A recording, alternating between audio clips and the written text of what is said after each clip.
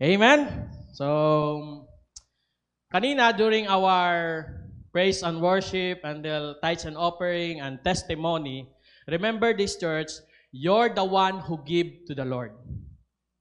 Amen?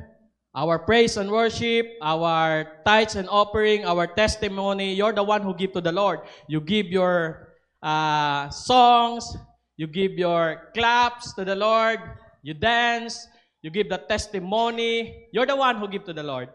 And this time, this is the Lord's time, the Word's time, and this is the time that God will give you. Amen? Kanina, ikaw ang nagbigay, ngayon si Lord naman ang magbibigay. Vice versa. Sabihin mo nga, vice versa. And this is the time that God will give you revelation. This is the time that God will give you wisdom. Sabihin mo nga, wisdom. So, are you ready?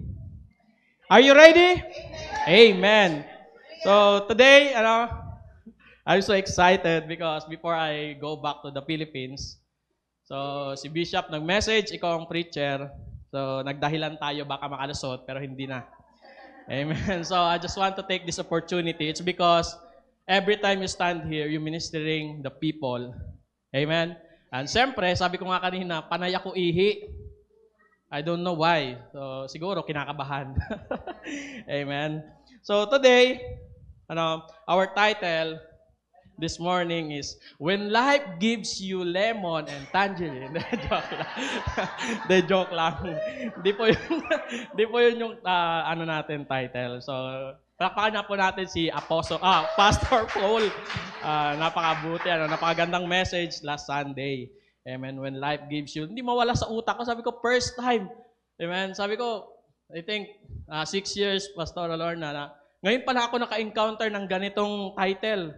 When life gives you lemon. Kaya hindi mawala sa utak ko pabalik-balik. Kahit nakaiga ako, when life gives you lemon and tangerine. When life gives you lemon and tangerine. Amen. So our title for this morning is Wasted Encounters with God. Amen. This message is not only milk. Hindi po ito gatas na message. This is a solid food. Meat. So, medyo masakit ito ng konti. Are you ready? Handa ka na bang masaktan? Praise the Lord. Because the truth will set us free. Amen? Wasted encounters with God. Who among of you encounter God personally? Sige nga po, taas kamay. Gusto ko pong makita. Who among of you encounter God personally? And that's the reason why you are here today. It's not only because this is Sunday, I go to the church because I have an attendance. No. You are here, it's because you encounter God before. Amen? Personally, in your life, that's why, Lord, I'm here. I just want to worship you today because I encounter you before in my life.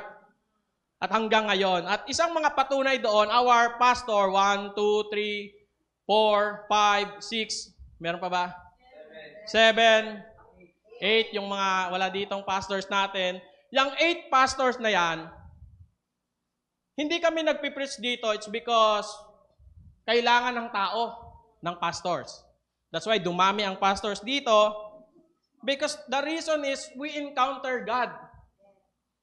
Sabi nga, out of 100%, 70% hindi pinangarap yon na magiging pastors. Tama? Also me. That's why if you hear my testimony before, ang gusto ko'y maging police because I just want na magpamara sa checkpoint at parusahan yung mga, mga walang license. That's my goal before.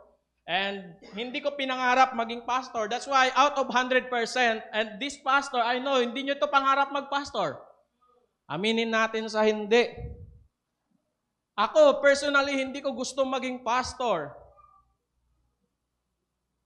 But today I'm here, it's because I encounter God.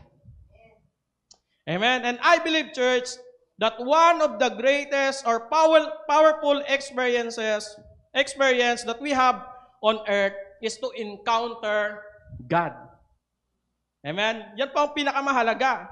And those encounter yung mga encounters natin kay Lord that we'll experience in the past or yesterday or maybe mamaya or summer youth camp will give us transformation in our life. Amen? That's why, sabi ko nga kanina, hindi ako dito nakatayo dahil kailangan ng pastor ng simbahan. I'm here, it's because I encounter God personally. Amen? And I believe also that every one of us have a series of encounter. Amen? With God personally, maybe in church, I don't know, hindi ko alam sa inyo kung saan mo na-encounter. Maybe in church, in private time, in your room, maybe nag-pray ka, then encounter mo si Lord, nakiusap si Lord sa'yo. Maybe in conference. Amen? Maybe in seminars, youth camp, mga youth, kaway-kaway. Maybe na-encounter mo si Lord sa youth camp, family camp, etc. Yes, we have a series of encounter. Ako, personally, hindi ko po alam sa inyo, but ako personally, I encounter God in summer youth camp. Gusto niyo malaman? Gusto niyo malaman? I encounter God in summer youth camp. My date pa, May 28, 2011. But before that, May 28, 2011, Pastor Alor, na ako po ay loko-lokong tao. Umiinom, lahat-lahat. Nangungupit. Tingnan mo yung katabi mo. Nagawa mo na rin yan. Nangungupit, nanluloko. Tama. But, I'm in the church. Oh, yan pa yung matindi. Nasa church na ako, tumutugtog ako, pero nangungupit pa rin ako. Yan, sabihin mo, yan, malapit ka na. Patumbok na. Nangungupit ako, nagtutugtog ako ng drums, but ako ay chick boy. Di ba? Tumutugtog ako ng drums, pero umiinom ako. Remember that, I'm in the church. Then, May 28, 2011, last night of the camp. Alam niyo na yan, mga last night ng camp, meron laging revival. Kasi dapat may iyakan bago umuwi. Yan, di ba? Pastor Lorna, yan Bishop, ang mindset before ng mga camp staff, kahit kami dati, basta last night, grabe dapat yan. Hindi na nga yung iba na natutulog eh. May mga ano yan, sinisiga-siga. Campfire. Tapos magsusulat ka ng kasalanan mo, susunugin mo doon. Oh, di ba? Remember? Ganyan ang nangyari. Ako naman, loko-loko, sinulat ko, sugarol, babaero, lasinggero, sinulat ko sinunog. And after that, parang wala namang nagbago. But 1 a.m., pauwi ng umaga, 1 a.m. in the morning, I encounter God sa cottage. Wow. I encounter God sa cottage. Cottage yung sa beach. Napaka-clear ng voice. Napaka-clear ng voice sa utak ko, sa harapan ko. Kasi tulog na sila. Napaka-clear. Sabi ng Diyos sa akin, gagamitin kita. Kasi, I remember that time the story of Moses, yung nilid niya yung bansang Israel. And I remember that story na nakaharap ako sa dagat, then nakatingin ako sa mga bituin, and ang message is napaka-clear ganito. Balang araw, yung mga bituin, yung mga buhangin, hindi ka ganyan karaming tao, but magpipreach ka sa mga ganyan. Napaka-clear talaga, napaka-clear. And that time, I cried out. I cried out. Wala na akong pakialam sa matatulog, sa katabi ko. I cried out that, Lord, I surrender my life today. May 28, Lord, I surrender my life. And after that, encounter. Nasa pulpito na ako ngayon. Amen. That encounter. Can you say that, church? Encounter. will change my life. Na hindi ko pangarap magpastor pero nandito ako nagpipreach. Because of that encounter. Amen? And I believe some of us have a series of encounter. Amen? And also in the Bible, there are people in the Bible that they encounter God, but those encounter have been wasted. Kahit sa Bible, there are people in the Bible that encounter God, and those encounter have been wasted. That's why our title today is Wasted Encounters with God. You know what, church? There is a purpose why we encounter God personally. My purpose, sabihin mo nga, purpose. There is a great purpose why God had allowed us to have a powerful encounter with Him. Pakisundan na lang ako, Mark. Thank you. There is a great purpose.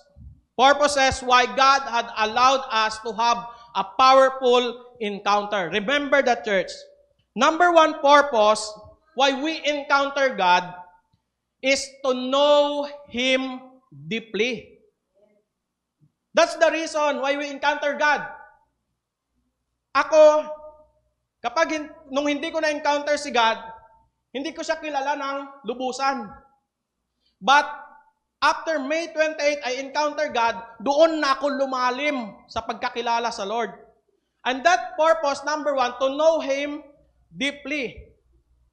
Number two, to be transformed. Ayan na nga. Radically.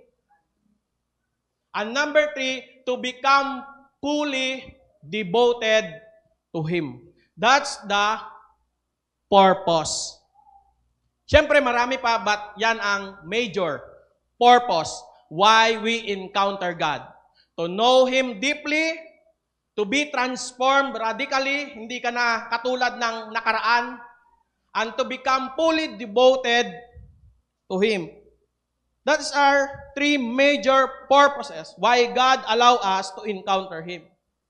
For example, I have an example here. I know this person is very familiar to you. King Solomon. We know King Solomon, right? Son of a greatest king, David. Solomon. In 1 Kings chapter 11, this is our main text. 1 Kings chapter 11, verse 9. The Lord became angry. Come on. Angry? Angry. Iba sa inyo, gutom na. Alas 12 na kasi. The Lord became angry with Solomon because his heart had turned away from the Lord, the God of Israel, who had appeared. Remember this word, church. Who had appeared to him twice. Amen? Si Solomon, nagkaroon si Solomon ng 2 encounters. But the Bible said his heart had turned away. Even though Solomon have a encounter. I believe, church, that we have an encounters with God that have been wasted too. Amen? Wasted means,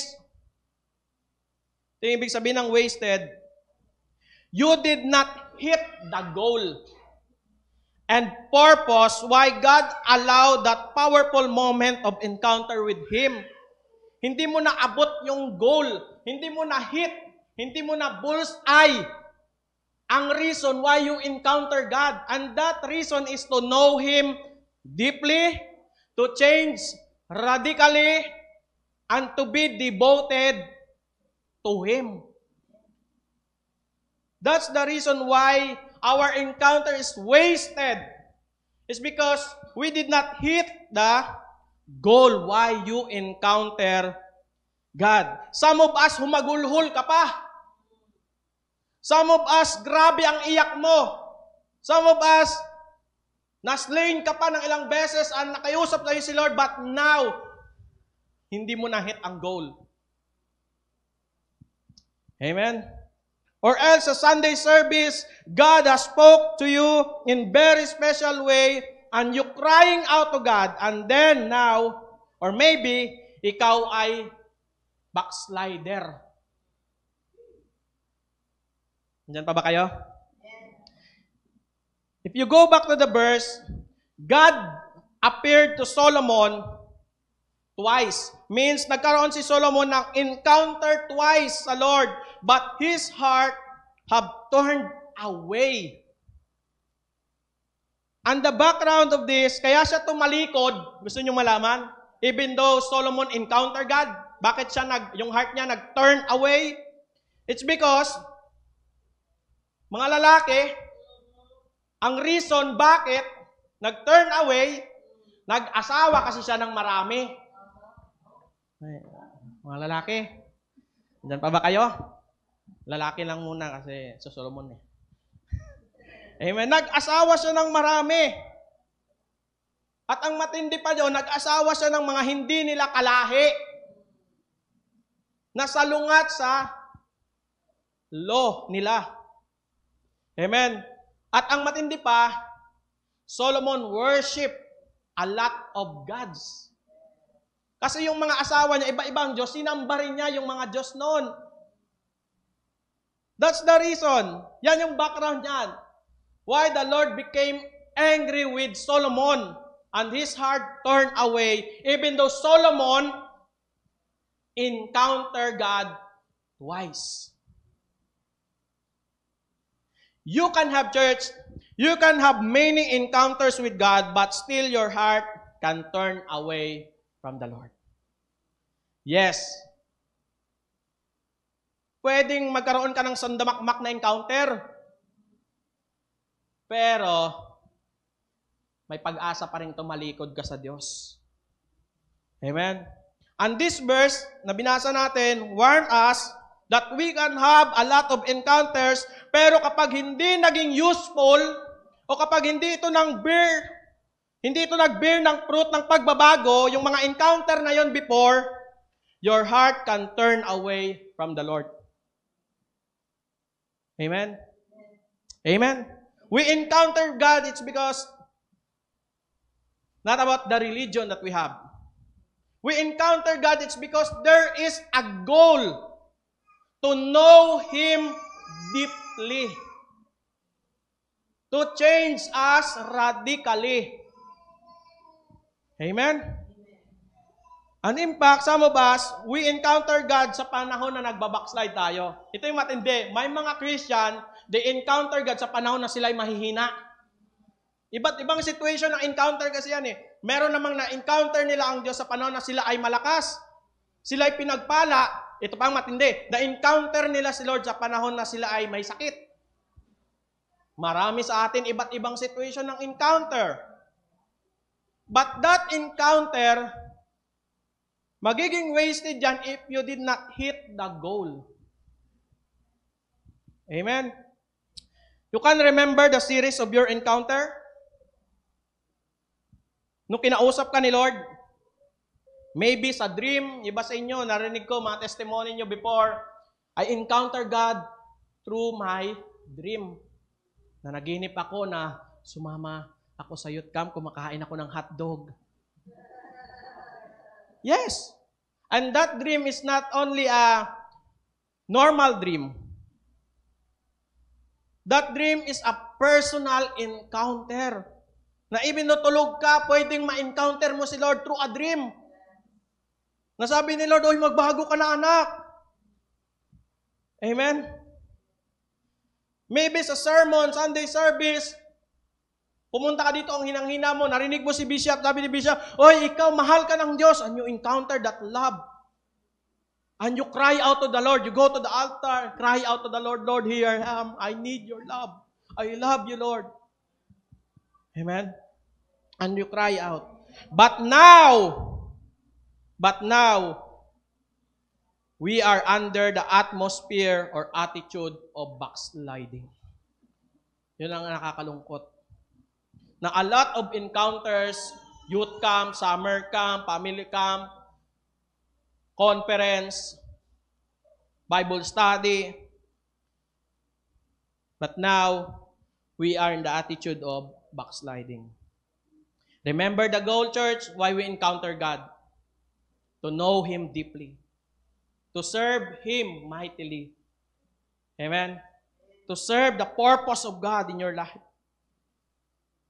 There is a purpose why God allowed this encounter. And I pray today that those encounter with God, maybe yesterday, last week, last month, last year, will not be wasted. Amen? Kasi tatagal tayo sa simbahan na uupo at uupo ka lang pero wala kang pagbabago. Yes. And someday you will have a testimony here na I am 20 years Christian. Pero masama pa rin yung ugali mo. Pwede kasi yun 20 years ka ng Christian pero masama pa rin yung ugali mo. 20 years kang Christian pero kuripot ka pa rin. Pwede kasi yun. 20 years kang Christian pero tamad ka pa rin. 20 years kang Christian pero umiinom ka pa rin. Pwede yun. Pwede kasing ganun Amen? Kasi pwedeng ma-encounter mo na si Lord pero now gusto mo nang tumalikod. Amen? Take note of this word when you go back to our main text. The Lord became angry. Amen? Question, church. Pwede bang magalit si Lord sa atin? For your own opinion, Pastor ninyo, pwede bang magalit si Lord sa atin? Yes. Pwedeng magalit si Lord sa atin. Pwedeng magalit si Lord sa atin. Remember the church. Yes, mabait si Lord. 100%. Pero pwede rin siyang magalit. Amen. And the result of that in the life of Solomon, nung nagalit si Lord sa kanya, yung kingdom ni Solomon, separate. His kingdom separated. Number 2, yung mga anak. His son rebelled to him. Nagrebelde yung anak ni Solomon sa kanya. Matindi pa noon, God raised up a lot of enemies kay Solomon. It's because before, walang gustong kumalaban kay Solomon. Ganyan siya kalakas. But nung heart niya nag-turn away, God raised up a lot of enemies. And Solomon suffered in the hands of their enemies. Nag-suffer talaga ng matindi si Solomon. Church, remember this. No matter how many times you have encountered God personally, if you don't become fully devoted to Him, you will still be vulnerable in turning your heart away from the Lord.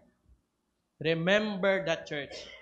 No matter how many times you encounter God personally, if you don't become fully devoted. Can you say the people beside you, fully devoted?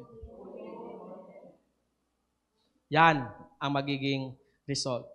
Church, it doesn't matter how many encounters you have in the Lord. The question is, how are you today? Kamusta ka ngayon? Tanungin mo yung katabi mo. Sige, I will give you 20 seconds. Sabihin mo nga, kamusta ka ngayon?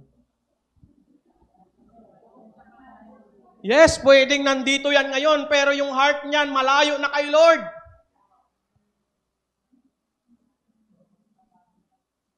Di ba? Pwedeng nandito yan ngayon, pero patalikod na pala yan. Yes, we are here, but your heart is turned away from the Lord. Pwedeng nandito ka ngayon, pero pasuko ka na. That's why mahalaga sometimes, kamustahin mo rin yung katabi mo.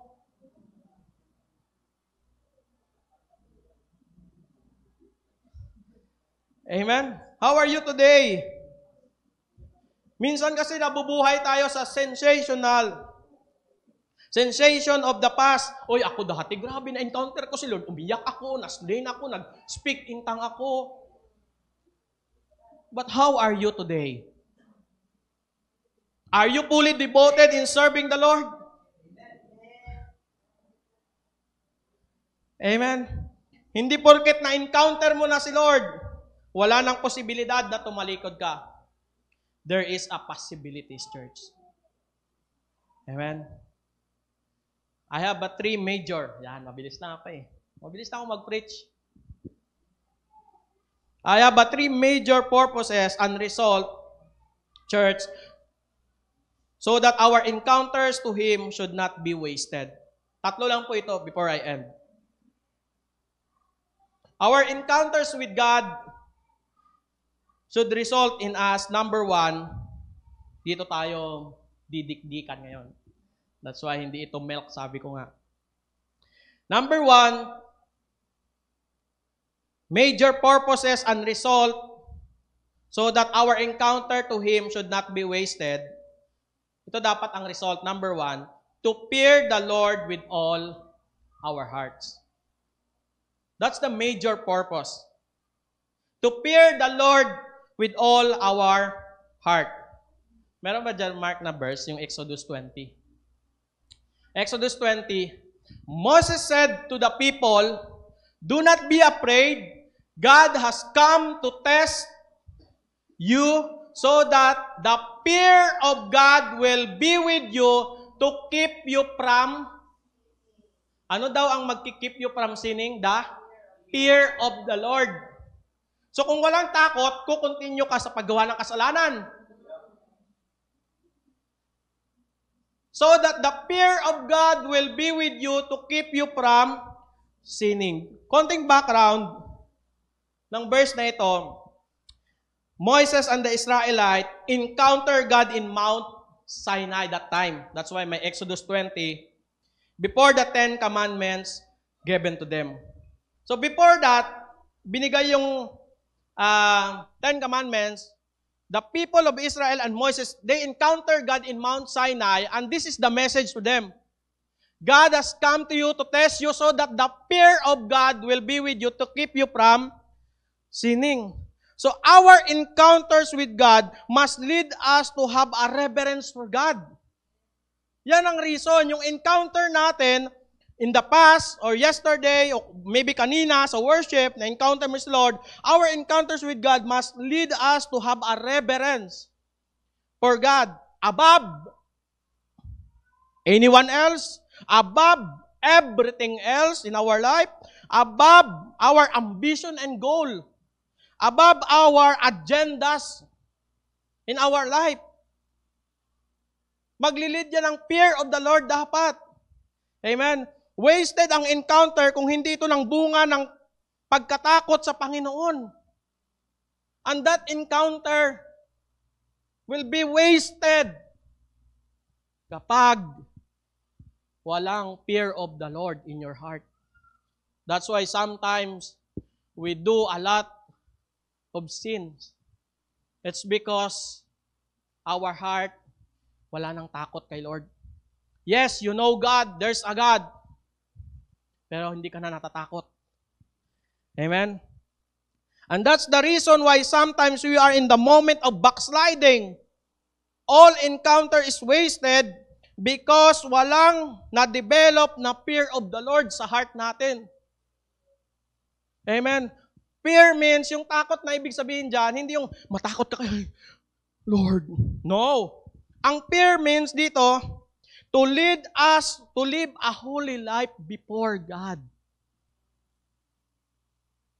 Yan yung sinasabing to fear the Lord with all our heart. To lead us to live a holy life before God. It creates us a strong desire to live in purity. Hindi mo na dapat ginagawa yung mga bagay na dati kasi na-encounter mo na si Lord. Kung dati sugapa ka sa alak and now you encounter God, hindi mo ka na dapat sugapa sa alak ngayon. Amen? Bato-bato sa langit. Ang tamaan umilag. Amen? It's because you develop na sa heart mo yung fear of the Lord. Nabubuhay ka na ngayon na merong kabanalan. Amen? You live a holy life before God. You have a purity before the Lord to become a fully surrendered to God. Yan ang ibig sabihin ng fear in our hearts to the Lord. To become fully surrendered to God, to His will, and to worship Him alone. Amen? Pwede bang palakpakan natin si Lord? Fear means we reject every idols in our heart. Mga tinatangkilik mo sa buhay, nire-reject mo dapat yan. And then si Lord dapat ang center ng heart mo. Idols means hindi yung ribulto lang. Idols means tinatangkilik ng heart mo. Ano bang hinahabol mo ngayon? Ano bang tinatangkilik mo ngayon? Lotto Max? House and lot? Kayamanan? Sabi nga ng kanta, lahat ng yan, magiging walang kabuluhan. Amen? Reject every idols in our heart and learn to love God above all else.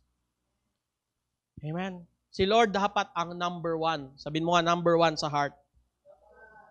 Tandaan niyo po ito, anong silbi ng encounter kung hindi na uwi sa kabanalan? Anong silbi ng mga encounters mo kung hindi na uwi yan sa kabanalan? Anong silbi ng encounter mo kay Lord kung hindi ito nag-create na mabuhay ka ng holy life kay Lord? Wasted ang encounter. Hindi ako ang mag-check ngayon. Ikaw ang mag-check ng sarili mo ngayon. Kamusta ka? Okay.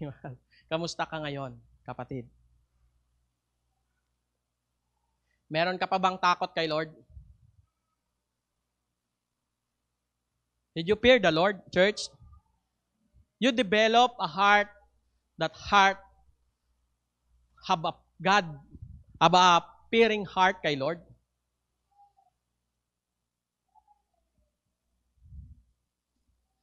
That's why I understand the Romans 12 chapter 1 and 2, offer your life, offer your heart, and transform your mind.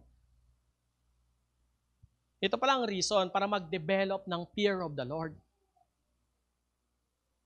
Amen? Amen? Number 2, to follow God's commandments, ito yung mga major purposes and result so that the encounter to Him should not be wasted. Number 2, to follow God's commandments and principle. This is the reason. Number 2 reason, to follow God's commandments and principles. If you go back to verse 10, Solomon, chapter 9 kasi yung kanina, kung diretsahin mo yung verse na yun, chapter 10, sabi doon, and Solomon did not keep the Lord's command. Hindi niya sinunod yung command ni Lord sa kanya. That's why, nagkandaluko-luko ang buhay ni Solomon. We need to understand, church, that God allows to encounter Him so that we can follow and obey His commandments. 3F kasi ito nilagay ko 3F. Number 1 is follow God's. Number 1 is fear. Number 2, follow God's commandments and principle. And mamaya yung isang F, number 3. So we need to understand the church that God allows to encounter Him so that we can follow and obey His commandment. You need to understand that. Follow God's commandments and principle. That's the reason why you encounter God, why you are Christian right now, to follow the commandments of the Lord. Hindi lang yung commandments ni pastor, commandments ni Lord. And principles. To fully devoted to Him. That's the reason. So can you check yourself today, church? Nandyan ka ba sa number 2 na yan? You follow God's commandments. You live in God's principles.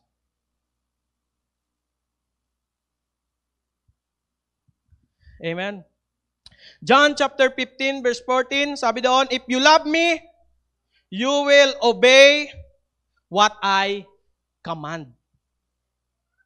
If you love the Lord, you will obey what the Lord command. Remember this, church, the demonstration of your love to God is your obedience. Your demonstration of your love is your obedience.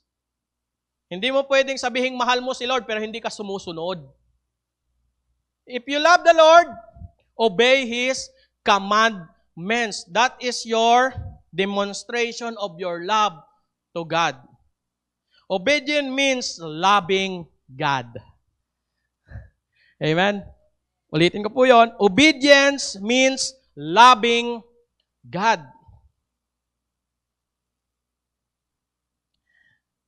Tingnan mo ngayon yung mga footsteps mo. Yung way na nilalakaran mo ngayon. Yan ba talaga ay command ni Lord sa'yo? Every decision of your life today, yan ba ay will ni Lord? Yan ba ay command ni Lord sa'yo? That's why, umiyak ka pa nga, lumuhod ka pa. Minsan sa atin, sabi nito, I'm feeling blessed. That's why, sometimes a lot of Christian posted in Facebook, and their status is, feeling blessed. Usong-uso yan sa Pilipinas before. Yung may narinig silang word na tumama, ipopost nila sa Facebook, feeling blessed. Amen. Feeling blessed, feeling amazed. Lahat ng status nilagay kasi umatin ng Sunday service na bless a word. God touch your heart. But how are you today? Kamusta ka ngayon sa Christian journey mo? If you love me, you will obey what I command. Amen? In our time today, a lot of believers, they choose to backslide.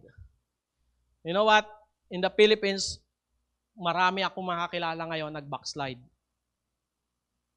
And also here, in Heaven of Worship, aminin natin sa hindi, ang daming nag-backslide dito. Yung mga kakilala natin dati, wala na ngayon. Amen? And a lot of believers, they choose to backslide. Ang daming nag-backslide ngayon.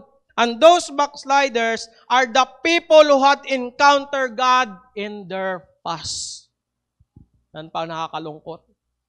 Yung mga backslider, na hindi mo na nakikita ngayon sa church, yan yung mga people before that they encounter God.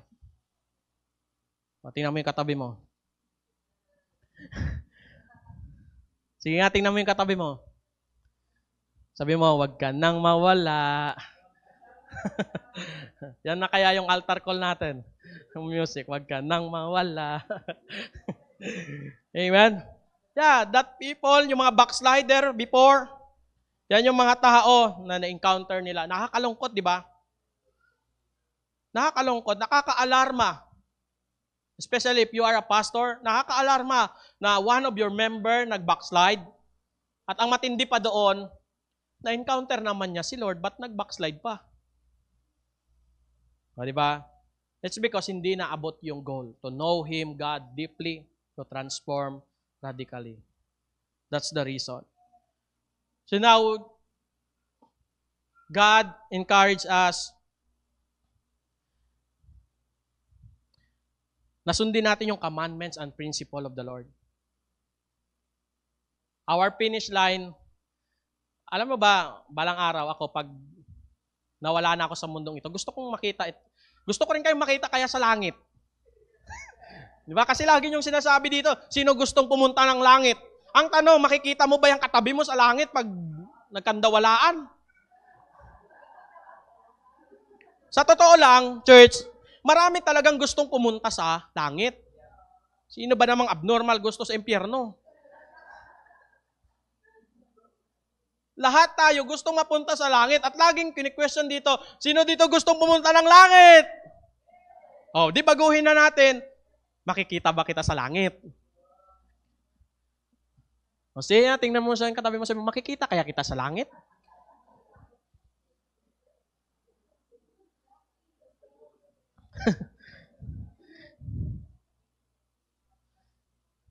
Amen? Makikita mo kaya yan sa langit. Yeah, huwag kang mag-backslide. Follow God's commandments. Follow God's principle. Huwag kang mawala. Amen? Dahil balang araw, di ba? Gusto ko rin makita yung mga mukha nyo sa langit. Follow God's commandments. Huwag lang puro upo lagi. Eh baka balang araw, makita mo sa langit, puwit. Ito, ay, puwit ni ninyo to ah. Ay, puwit ni Dwight. Uy, ang cute naman ng puwit ni Dwight. Baka yan yung makikita nyo balang araw kasi umupo sa simbahan ng umupo. Hindi pinalo yung commandment. Hindi puwit ni Daniel, oh. Diba? Hindi lakad sa principle ng Lord. Christian is all about doing God's commandment. Doing God's principle. Hindi panay upo sa simbahan. Kaya balang araw, gusto kong makita yung itsura, hindi puwet. Di ba? Amen? Kasi pwede kasing nasa church, pero backslider. Pwedeng nasa church, pero hindi obedience kay Lord. Our encounters with God will become useless if it doesn't create us a strong desire to become obedience to God. Magiging sayang, magiging wasted ang ating encounters with God. Maging useless if it doesn't create us a strong desire to become obedience to Him. Especially today, I know and I believe personally, malapit na ang pagbabalik ng Diyos. Yes. Amen. That's why hindi na ako naninibago, Bishop, sa mga news, gera. Hindi na ako bago dyan. Lindol, Sakuna, hindi na ako bago dyan. Mga gera ng Israel. Actually, prophesy na talaga na madudurog ang Israel eh. I'm not against in the Israel. Hindi ako kampi sa Iran. But, yan kasi ang nakatadhana eh. Hindi mo mababago. Darating ang time na bawat bansa magigera at as a Christian, hindi na tayo manibago doon. Kasi kapag walang ganyan, kapag walang sign, ay di, wala pang pagbabalik ng Diyos. And the sign is, if the Lord na babalik na dito sa atin, ayan nga, yung mga gera.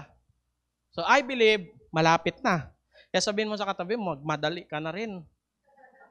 Baka kasi maiwanan ka. Yes, nakakatawa, pero, di ba? Baka kasi maiwan ka. Maiwan ka sa flight. Oo.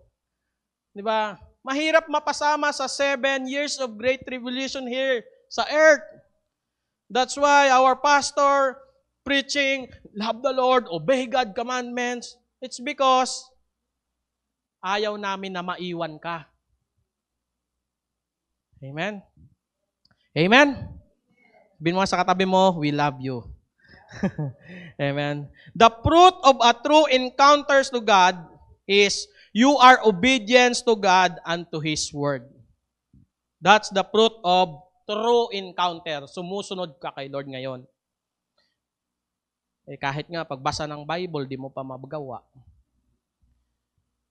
Pagbasa ng Biblia, hindi mo pa nagagawa.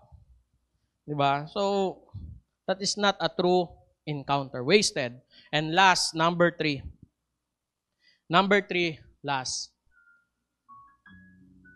To fully consecrate ourselves in serving the Lord's purposes and plans.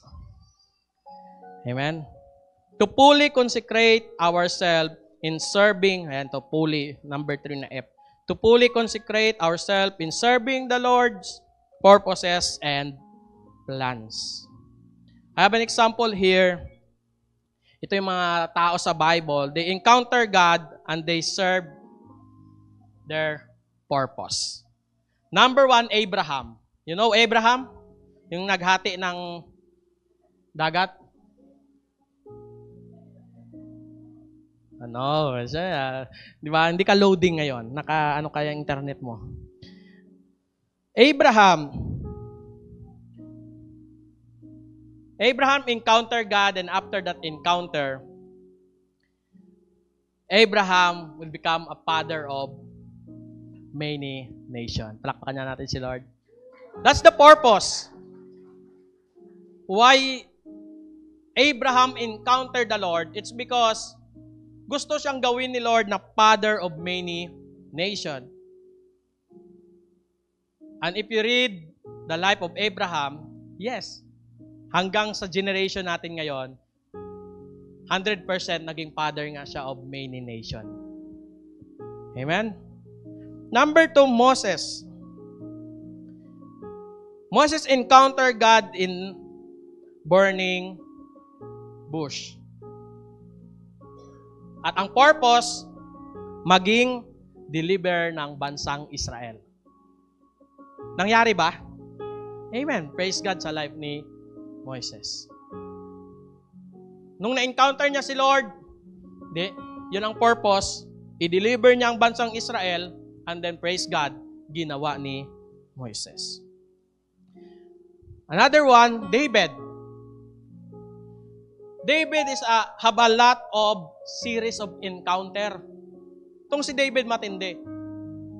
Nung nag-aalaga siya ng mga tupa, na-encounter niya si Lord. Nag-worship.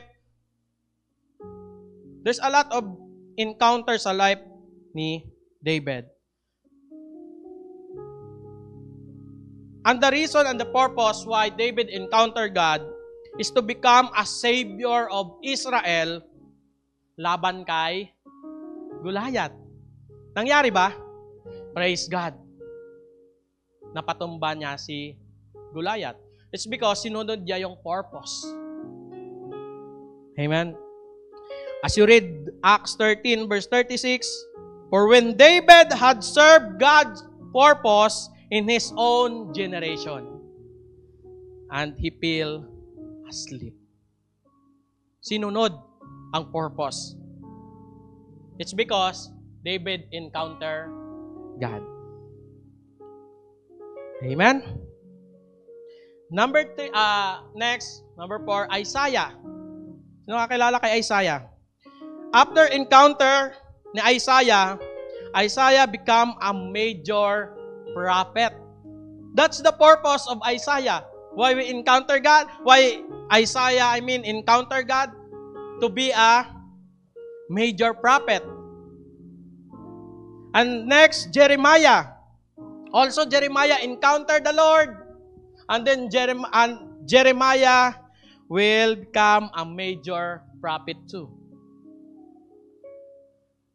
And next, si Paul. Paul encountered Jesus. Ngayon, nagpastor na. My favorite. Paborito ko talaga, di ko alam. Paborito ko si Paul ngayon. When life gives you lemon and tangerine. Di ba? Sino ba naman hindi makakilala kay Paul? Paul, after encounter the Lord in the way to Damascus, remember Paul? Ito matindi. Only one encounter. Sa way papuntang Damascus. Ginawan ko rin to ng preaching dati, Pastor Ninyo. Yung title, Just One Encounter. Preach ko dati sa youth. Youth camp din, youth camp. Just one encounter. Paul encountered the Lord in the way to Damascus, and after that encounter, he became a greatest missionary ever lived. Wow! Sabihin mo, wow! That's the life of Apostle Paul. But before, Apostle is a criminal. Apostle is a persecutor sa mga believers. Pinapatay niya yung mga believers before, and then si Paul habang papunta sa way of Damascus, kasi maraming believer doon papatay niya, they encounter God in the way. And after that encounter, everything changed in the life of Paul and become a greatest missionary. Praise God. Hallelujah. Amen. And today, how about us? The people, Abraham, Moses, David, Isaiah, Jeremiah, Paul, and a lot in the Bible, they encounter God, and they fully consecrate themselves in serving God and purposes and plans. Who among of you believe that every one of us have a purpose? Yes, we have a purpose. Everything in this world have a purpose. Ang purpose ng electric fan, magbigay ng hangin. Hindi yan purpose maglaba. Rice cooker, ang purpose yan is to cook the rice. Hindi mo yan pwedeng gamitin na pangligo. Everything in this world have a purpose. So how about us? What is your purpose? Kung lahat sa mundo may purpose, ibig sabihin, ikaw may purpose ka. And that purpose is to serve God. Why you are here in this world. Hindi ka ba nagtataka ba't malakas ka pa ngayon? Hindi ka ba nagtataka ba't ang sigla-sigla mo pa ngayon?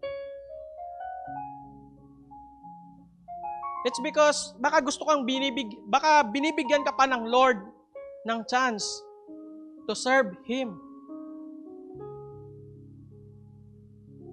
Ang dami sa ospital ngayon, sinasabi nila, Lord, kapag ako maging maayos, yung mga nakaratay, Lord, kapag ako gumaling, magsiserve na talaga ako sa'yo.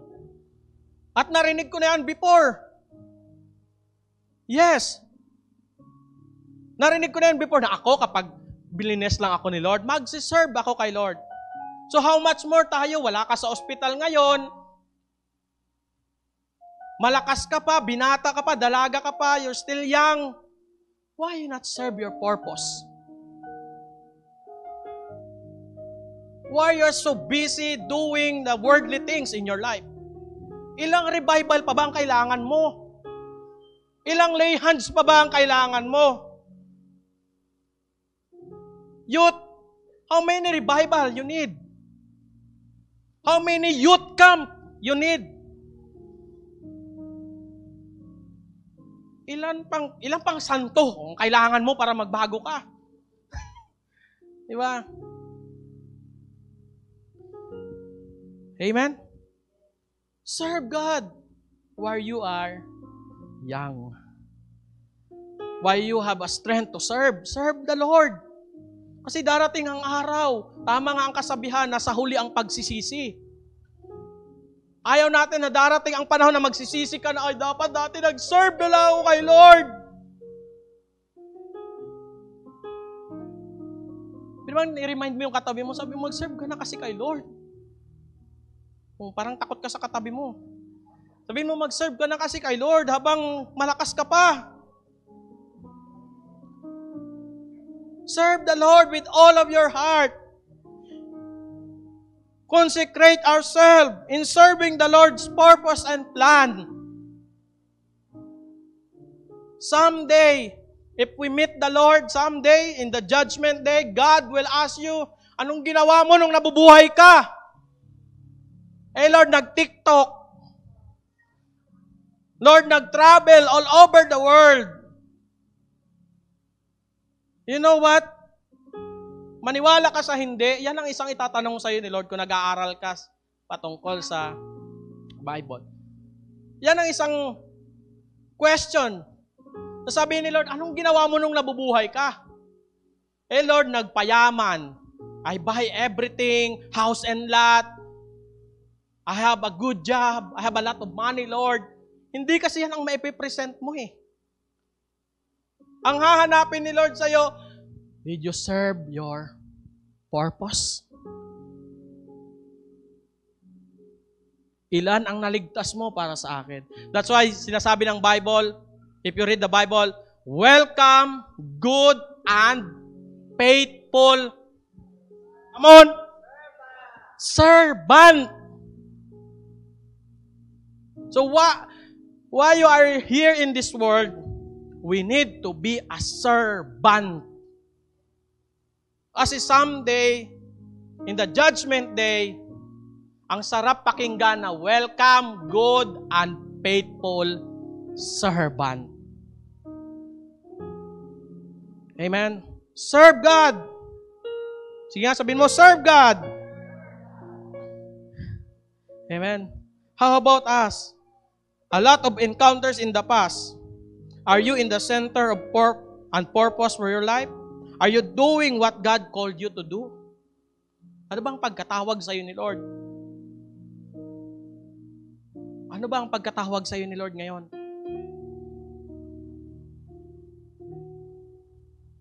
Sorry, church, but this is the reality. Hindi ka tinawag ni Lord para umupo lang every Sunday sa simbahan. Hindi ka tinawag ni Lord para magtugtog lang every Sunday sa simbahan. Hindi ka tinawag ni Lord para hanggang maging cameraman o DJ o anong mix ka man sa simbahan. Yes, that is important in the church. Kailangan ng simbahan yan. But the number one goal is to serve the Lord with all our heart.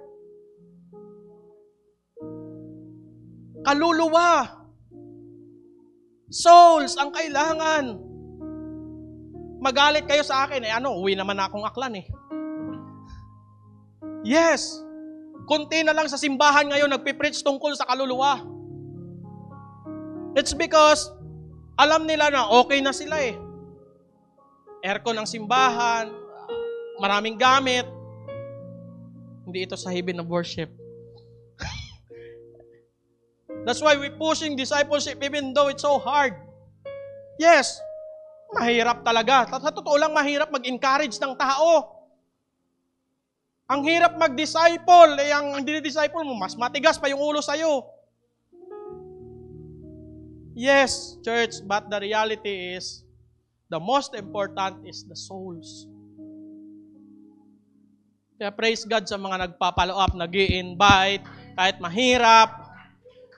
Meron pinapagamit yung sasakyan para lang makasakay, makasimba, praise God. Praise God sa mga life na ganyan. It's because that is the purpose, the commandment. Amen. The commandment of the Lord. Win souls and making disciples. That's the reason why we encounter God. May the Lord use my voice to remind you of your past encounter with God na hindi nagbunga ng paglilingkod sa Lord. Amen. Amen. And before I end, that's why inuna ko na kanina may encounter.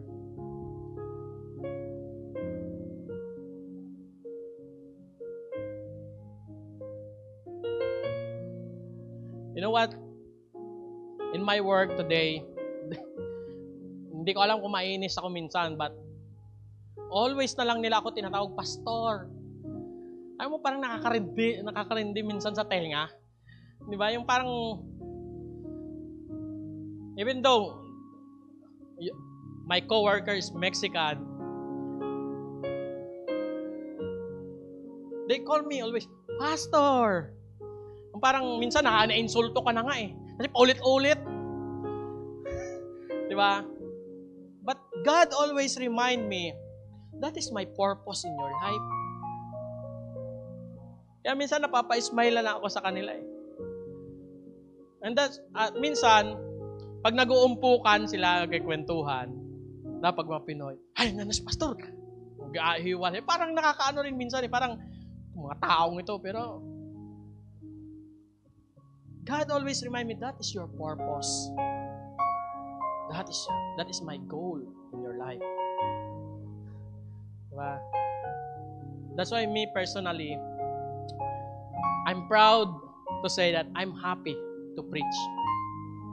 Yes, dati ayaw ko to eh. Sabi ko nga sa inyo. Ito yung pinakaayaw ko mag-preach. Hindi ko nga to gusto eh dati. But when the moment I encounter God, praise the Lord, nakakaya kong tumayo sa harapan. Hindi kita ini-encourage na magpastor. Bahala ka. I just want to encourage you na serve the Lord with all of your heart. Amen. Consecrate yourself in serving the Lord. Every Sunday, you go to the church, huwag kang patamad-tamad. It's because that is the part of serving the Lord. Amen. Di mo na, lalo pag matagal ka ng Christian, di mo na kailangan i-remind na, ay, may simba tayo sa Sunday. If you are a true Christian, 15 years, 10 years, so on, di mo na kailangan i-remind. Amen. Serve the Lord. It's a part of our serving the Lord. Servant heart. Sabihin mo nga, servant heart. Whenever God allows you to encounter Him, He is aiming something in you to transform or elevate. Amen. Church, before I call the music team, have a fruit-bearing encounters with God. Amen. Can we say that? Have a fruit of bearing encounters with God. Praise the Lord. Pwede ba tumayo tayong lahat?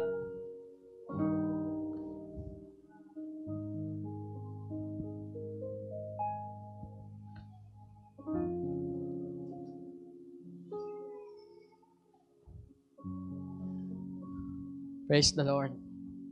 Hallelujah. I just want to challenge you, church, this morning before we pray. If God leads you to bow down, to cry, to lift up your hands, to pray, then do it. Do it. Or else, maybe somebody here did not encounter God personally. Yes. Maybe, yes, may mga nandito na encounter na si Lord, or maybe meron din dito na hindi mo pa talaga na encounter si Lord sa life mo. That's why parang wala lang sa'yo ang paglilingkod sa Lord. So this is the time that God wants to encounter Him.